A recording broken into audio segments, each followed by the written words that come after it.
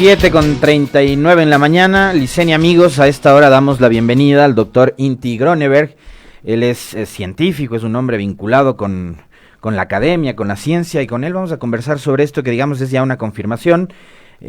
Lo invitamos días antes de la segunda vuelta para analizar sobre las propuestas de uno y otro candidato, y creo que en esa época ya abordamos este tema también con el doctor Groneberg, y hoy que ya, digamos, es nuevamente como que un hecho, ¿no? Según lo ha dicho el presidente electo, que así lo hará, preguntarle de entrada, ¿cuánto gana o cuánto pierde un estado, un país, con la eliminación de un organismo que se encarga de regular y de emitir política pública en materia de educación superior? Guillermo Lasso ha dicho, una vez ya, digamos que se conocen los resultados electorales, que va a eliminar la Secretaría Nacional de Educación Superior, Ciencia y Tecnología. Bienvenido, doctor Groneberg. Licenia Espinel y Alexis Moncayo, les saludamos.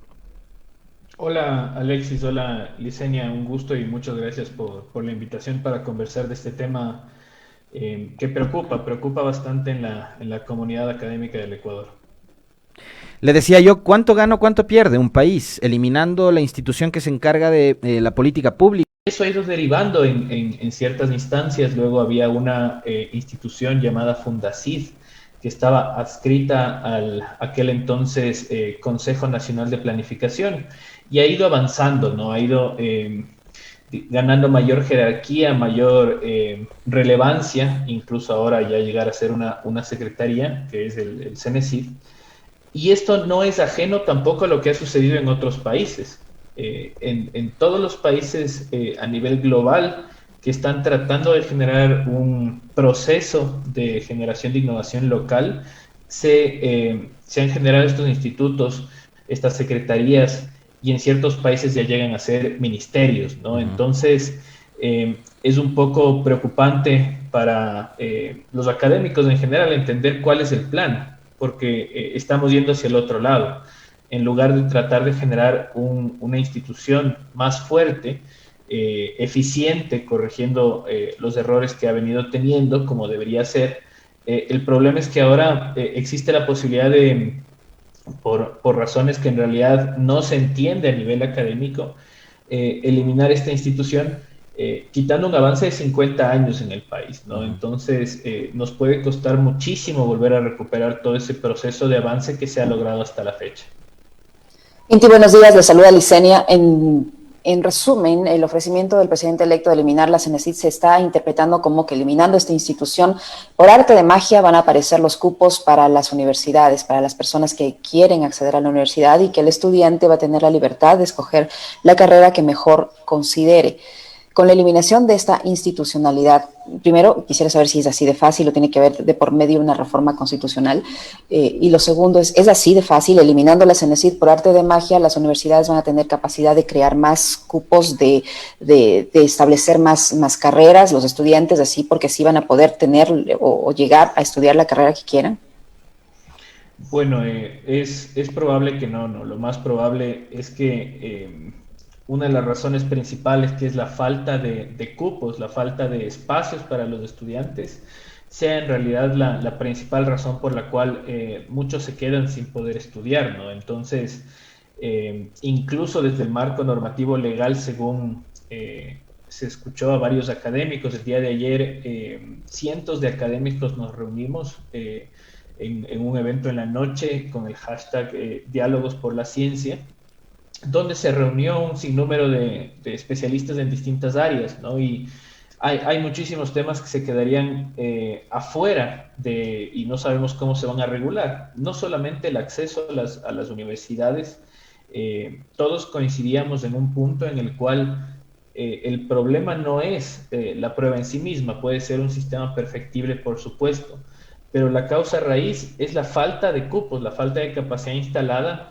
que no ha ido creciendo en función de también el crecimiento poblacional de los jóvenes, ¿no? Entonces, hay consensos generales en la academia en ese sentido, pero del otro lado, en cambio, no se entiende sinceramente cuál es el plan, cuál va a ser el cambio que está buscando el presidente electo y su equipo. Ha dicho también Guillermo Lasso en sus intervenciones en estos días, doctor Groneberg, que él lo que quiere es ir hacia un modelo de universidades libres. Pero ¿qué tan conveniente es precisamente tener ese tipo de esquema, cuando, por ejemplo, antes lo que se hizo políticamente es entregar o facilitar la creación de las denominadas universidades de garage como parte de, digamos, la compra y venta de votos en la asamblea, por ejemplo. Entonces, ¿cómo hacer para evitar que vuelva nuevamente ese modelo de las universidades de garage que regalaban títulos, que se inventaban carreras y que además eran parte de las cuotas políticas? Bueno, el tema es preocupante, como mencionaba, puesto que a nivel académico, yo no he visto una justificación objetiva frente a este trabajo, ¿no? Y como les decía, de darse esto de una forma desordenada y sin tratar de generar una institución regente de ciencia, tecnología e innovación en este país, al menos del mismo nivel o superior a nivel ministerial, es un retraso de 50 años. Esto ya le pasó a Argentina, por ejemplo, que perdió muchas décadas producto de una decisión similar. En la década de los 70 ellos venían bastante avanzados en el tema de generación de ciencia e innovación en ese país. Se dio un evento similar y les costó hasta este siglo, ¿no? Fueron varias décadas que ellos no tuvieron políticas, y lo que hace es empezarse a reducir la calidad de la educación, porque no hay un ente rector que analice. Entonces, eso puede derivar en los eventos que existían acá en el país, cuando la regularización era mucho menor. Uh-huh. Como tú bien comentas, todos nos acordamos de esas universidades que salían en una casa, ponían un letrero y daban los títulos. Entonces, quizás no se entiende el valor de la educación, y por qué es necesario asegurar la calidad. Y voy a dar dos ejemplos. El uno es, se necesita generar conocimiento en las universidades para que ese conocimiento se traduzca en dos temas. Uno es mejorar la información que se entrega a los estudiantes, que esté actualizada con lo que está sucediendo en la actualidad. Los procesos avanzan de forma muy rápida a nivel internacional. Lo que sucedía antes es que ese conocimiento no se actualizaba porque no se realizaba investigación. Entonces, los estudiantes salían con un conocimiento menor a las tendencias actuales y menor incluso a nuestros países vecinos. Entonces, empieza a generarse un retraso en ese sentido. Esa es la importancia de la educación superior en este país, y que se haga investigación en las universidades. Cuando se habla de modelos de desregularización, ¿quién va a controlar esa calidad? ¿Cómo vamos a tratar de ver que se siga esos avances? Y algo que todavía le falta al país, que debería haber sido el siguiente nivel, en lugar de eliminar una institución, es generar centros de transferencia tecnológica para que ese conocimiento se vuelva innovación. Entonces, por ningún motivo, al menos técnicamente hablando, existe una justificación para eliminar esta secretaría. Podría ser considerado incluso demagogia pensar que solamente eliminar el examen actual va a generar más cupos. Muy probablemente a las universidades les toque generar sus propias pruebas, sus propias evaluaciones, como era antes, ¿no? Antes cada universidad generaba su propio tipo de pruebas, y en eso filtraban a los estudiantes. Y luego había el tema del propedéutico, que entraban una gran cantidad de personas, pero luego ahí había una cernidera, ¿no? Entonces, no es que solamente por eliminar el examen mucha más gente va a ingresar a las universidades, es una inversión que se debe hacer para generar más plazas, ¿no? Entonces... Y obviamente todo va a depender de la capacidad que cada centro universitario tenga, ¿no? Y de los recursos con los que cuente, que además esos recursos tienen que salir de las arcas estatales. Y de lo que hemos visto, lo último que ha dicho Guillermo Lasso es que va a tomar o va digamos, asumir el poder con un país quebrado. Correcto, y sumemos otros temas adicionales también ahí. ¿Qué va a pasar? Algo que se discutía ayer entre los académicos que nos reunimos en este evento Diálogos por la Ciencia, que la gente puede ver en redes con su hashtag Diálogos por la Ciencia. Hay un sinnúmero de temas que no sabemos cómo se van a abordar. Uno es los institutos técnicos, tecnológicos e institutos públicos de investigación, que hay miles de personas ahí que trabajan, y de hecho sus títulos, sus contratos están suscritos al CENESID. Entonces, ¿cómo se va a abordar este tipo de coyunturas? Van a tener que hacer un reemplazo total de todo lo que son los contratos de miles de personas, ¿cómo se va a asegurar que no vuelvan a salir universidades? Como ya está pasando, ojo, ¿no? Ahora cada vez lo que se está buscando es aumentar los números de hora clase a los profesores para que en teoría puedan dar clases a más estudiantes, pero tienen menos tiempo para hacer investigación. ¿Cómo se va a evitar eso sin un ente regulador? ¿Cómo se va a evitar que las universidades caigan en el pasado de no contratar ni siquiera a investigadores con un título de doctorado? La tasa de investigadores con título de doctorado a nivel nacional antes de estos procesos de regularización era la más baja a nivel regional.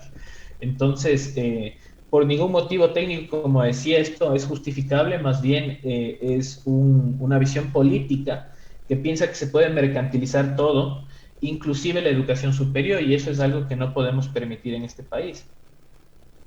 En cuanto al tema de las becas, que fue una aspiración legítima de muchos jóvenes, ¿qué va a pasar? Si se elimina la CENESID, ¿qué va a pasar con el tema de las becas? ¿Va a ser cada universidad la que las gestione, las tramite? Y si se da vía libre para que se creen más universidades, eso también puede provocar que sea más inaccesible la educación, porque no todos obviamente tienen los recursos para pagar una educación privada, y si no tienen acceso a la educación pública, obviamente se van a quedar sin esa posibilidad. Es correcto. El tema de becas es algo que también preocupa para poder ver cuáles van a ser las alternativas, ¿no? Sobre todo en el sistema público y el sistema cofinanciado. Entonces, igual, no hay ningún tipo de información entregada desde la candidatura de Guillermo Lasso o su equipo, solo hubo el anuncio esta semana de que ya están trabajando en eso. Ujú. Entonces, una de las peticiones que se hizo a nivel, digamos, de varias redes de académicos es que por lo menos se sociabilice cuál va a ser el plan, cuál es el plan de cambio de estrategia, ¿no? Hacia instituciones como el CENESID, ¿qué van a hacer? ¿Cuál va a ser el proceso de cambio que están tratando de generar, ¿no? El país está en una grave crisis económica, como todos sabemos, más del 52% de la población en la pobreza. Las becas era una forma de tratar de que gente de escasos recursos, sobre todo aquí a nivel interno, ¿no? Las becas no fueron solamente hacia el exterior, pero también había financiamiento de los mejores estudiantes de colegios públicos para que vayan a estudiar en universidades. Entonces, eso sí genera una movilidad social. Una movilidad social quiere decir que una persona de clase popular pueda acceder o pueda llegar a ser clase media o incluso más, ¿no? Esas son las oportunidades que un país debe generar. Si es que eso se elimina, simplemente se aumenta la brecha social entre los que más tienen y los que menos tienen, porque no van a poder acceder a la educación superior. Eh, entonces, hay un sinnúmero de problemas sin duda que tienen que ser evaluados, ojalá de forma técnica, por el nuevo gobierno. Uno de esos factores también, doctor, digamos, a la par que debería el Estado garantizar, digamos, de alguna forma el acceso a la educación pública, es también por la coyuntura que nos ha planteado la pandemia, el confinamiento, el aislamiento, es el acceso a las tecnologías, digamos, y qué es lo que se debería esperar con respecto de aquello de parte del nuevo gobierno para que sea, digamos, una política pública que se sostenga en el tiempo y que no se quede únicamente en la dádiva de decir voy a regalar 400,000 tablets o 400,000 computadoras, ya ni me acuerdo la cifra, pero ir más allá del tema de la donación, ¿no? Sino que eso sea como que una garantía de que el Estado va a estar permanentemente preocupado, abriendo las puertas y garantizando, repito, que los chicos, que los jóvenes, que los estudiantes de, digamos, de educación primaria, secundaria y en este caso la educación superior, tengan acceso a las tecnologías que van a necesitar para seguir sus estudios. Totalmente de acuerdo con lo que mencionas, Alexis. El tema en general es que en este país no puede ser que cada 4 años busquemos refundar la república. Eh, Cada vez que llega un nuevo gobernante, por discusiones políticas, intenta satanizar todo lo anterior. Yo he leído comentarios de varios medios de comunicación que dicen el nuevo gobierno va a intentar eliminar proyectos emblemáticos del gobierno de Rafael Correa como el CENESID. Lo cual no es cierto, como estoy comentando, es un proceso que viene desde 1973. Entonces, lo que tú mencionas, por ejemplo, para poder dar seguimiento a una inversión pública, como por ejemplo dar tablets o mejorar el Internet, tienen que ser procesos que vayan de la mano de un mejoramiento de las condiciones de un gobierno anterior. No se puede satanizar todo simplemente porque fue otra ideología política. Hay que, sobre todo el gobernante, que en este país tenemos a veces producto de eso el problema de que se dan inversiones en gobiernos anteriores que luego terminan desapareciendo, como que fuéramos un país que tiene una enorme cantidad de recursos y se puede dar el lujo de simplemente dejar de invertir en algo para que desaparezca. A mí me preocupa también las universidades emblemáticas, que fueron consideradas así en gobiernos anteriores, ¿no? Universidades nuevas que se han ido generando, públicas, por supuesto. ¿Qué va a pasar con esas universidades que muchas de ellas han sido satanizadas políticamente, pero han empezado a generar resultados también a nivel académico y dan más plazas para estudiantes, que es lo que en realidad se necesita, ¿no? Entonces, ¿qué va a pasar con esas universidades si no se va a invertir en la educación superior de este país, sobre todo en el tema público? Lo que va a hacer es que se van a generar más instituciones privadas, y con esta idea de regularización, no con la calidad necesaria que los tiempos modernos requieren, y eso va a ir en detrimento en general del nivel de conocimiento de todo un país, de los estudiantes que salen de ahí a trabajar en distintas instituciones. Entonces, lo mismo de la mano con temas de implementación de modelos de Internet o de acceso a tecnologías. Entonces, hay planes que se han venido dando.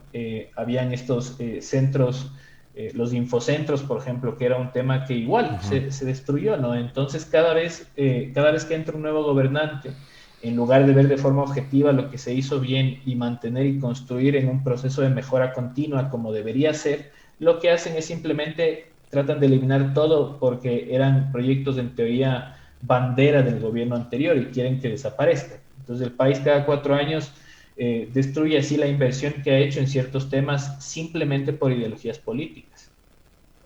Inti, ¿qué va a pasar con esos miles de jóvenes que no van a poder tener acceso a la universidad y tampoco van a poder encontrar empleo? Porque tampoco hay empleo en el país, es evidente. Esas son las cifras de desempleo, son absolutamente alarmantes, y de esas cifras un gran porcentaje afecta a los jóvenes ecuatorianos. Y ahora con ese tipo de cambios, ¿qué va a pasar con este sector de la población que no va a poder ni acceder ni a la universidad ni al trabajo?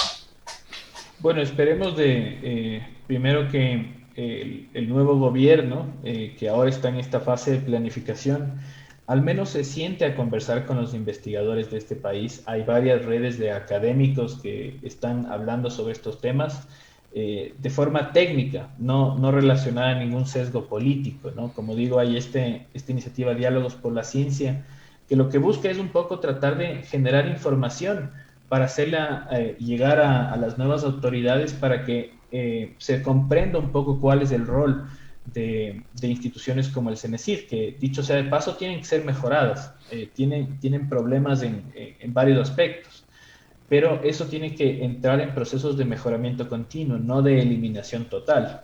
Ya existe problemas actuales en esta institución por la eliminación del Instituto de Fomento al Talento Humano, el IFTH, que se está absorbiendo en una sola institución, y eso ha generado varios problemas a nivel de educación superior aquí en este país. Entonces, dándole el beneficio de la duda al nuevo gobierno, ojalá se pueda sentar con los académicos de este país, quienes se encuentran preocupados, y dialogar para que se pueda entender un poco más cuál es el rol de este tipo de instituciones como la Secretaría, y mejorarlas, no hacer una eliminación total. Como digo, creo que hay que darle el beneficio de la duda al nuevo gobierno en este inicio, al menos de que si está promoviendo el diálogo, lo haga también en este tema, no se deje a un lado la discusión de lo que es educación superior. Por otro lado, bueno, el tema económico dependerá mucho de su gestión, ¿no? Yo escribí un artículo de opinión ayer, de hecho salió publicado en una revista, que lo que nos ha vendido el nuevo gobierno es esta idea de que el sector privado es el que va a liderar la salida de esta crisis, que es la más fuerte en 50 años. Entonces, ahí está el reto del nuevo gobierno, hacer lo que el gobierno actual no pudo, porque también esa misma idea de que el crecimiento económico de este país va a ser liderado principalmente por el sector privado, la tiene el presidente Lenín Moreno. El problema es que no pudo él atraer la cantidad de inversión, incluso que se produce internamente, para generar fuentes de empleo. Entonces ahí está el reto del nuevo gobierno. Si es que el sector privado va a ser el que lidere el desarrollo y el avance después de esta crisis, vamos a tener que tratar de que no solamente se generen más recursos, sino que eso se reinvierta. Es uno de los principales problemas de este país, que no se reinvierten los recursos que ganan las grandes empresas en la misma economía local y en temas de productividad que al final mejoran o crean fuentes de empleo. Entonces, si no se logra hacer eso, se van a generar quizás más recursos, pero eso se va a quedar en los quintiles más altos, sumado a una política de austeridad.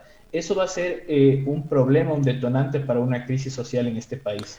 Doctor, usted decía hace un momento que la CENESID como institución, si bien no debería ser eliminada, sí debería ser como reformulada, reestructurada, debería haber reformas en materia jurídica, legal, en cuanto a la educación superior.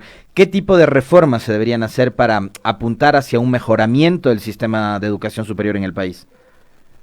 Bueno, empecemos por la propia prueba que ha generado este debate, ¿no? Los jóvenes de este país sienten que la prueba está generando restricciones o que no les permite estudiar lo que ellos desean, entonces necesariamente hay que sentarse a hacer un análisis de eso y ver cómo se puede ir mejorando en función de las críticas que ha tenido, ¿no? Ha tenido varios problemas como se han filtrado información de qué exámenes se van a tomar y demás. Entonces, ahí hay mucho por mejorar por un lado, ¿no?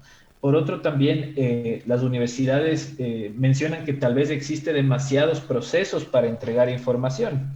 Entonces, eso también tiene que ser optimizado, tiene que haber procesos de mejora continua, como menciono, para tratar de que sea más eficiente, que exista menos tiempo de entrega de información hacia, en este caso, la Secretaría. Otro tema también es la generación de datos. Se necesita, para poder tomar decisiones en política pública, se necesita información objetiva y actualizada. Entonces, temas como, por ejemplo, el número de publicaciones que se realizan, temas, por ejemplo, de análisis del número de investigadores por universidad en función también de su carga administrativa, comparaciones de ese estilo. ¿Cuánta inversión deberíamos, en vez de estar discutiendo esto, deberíamos ir al siguiente nivel? El siguiente nivel es de hecho, tratar de generar centros de transferencia tecnológica en las universidades para que se genere innovación. Hacia allá debíamos haber estado discutiendo estos temas, ¿no? No al contrario, hacia el otro lado de una eliminación. Entonces, sin duda, hay una serie de temas que se han ido destruyendo, no han sido manejados de forma eficiente, que van a tener que ser mejorados, pero la salida no es destruir todo ese proceso que, como digo, viene desde los años 70. La salida es tratar de generar esas mejoras para que el país siga avanzando. Muchísimas gracias, Inti, por su tiempo y por la información que nos ha proporcionado esta mañana.